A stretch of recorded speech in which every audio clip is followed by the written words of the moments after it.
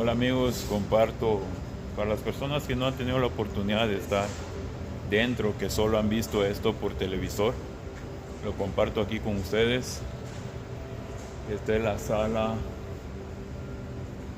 no veo el número, esta es la sala número 7 para el abordaje, esta es la sala número 7. Me toca ir a buscar mi sala, en breve les digo. Me toca el gate 13, el grupo número 5 y la sala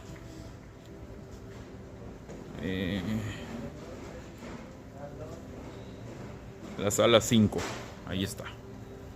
Bueno, dentro del aeropuerto haremos este pequeño video a ustedes, aprovechando la tecnología para que ustedes puedan ver, y luego editamos esto. Veremos si el móvil se remarca, pero mejor así, más fácil. Quise hacerlo.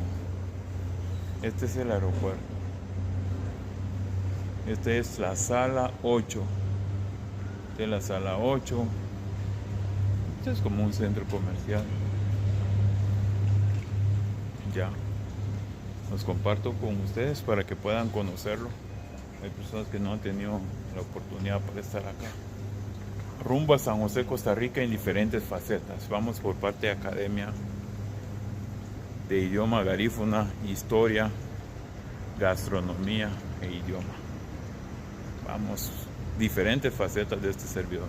Les decía en el otro video que acaba de salir de un accidente, pero poco me gusta victimizarme. No me gusta victimizarme. Vamos a ver si esto gira. No le encuentro el lado para girar a este móvil, para que ustedes puedan visualizar.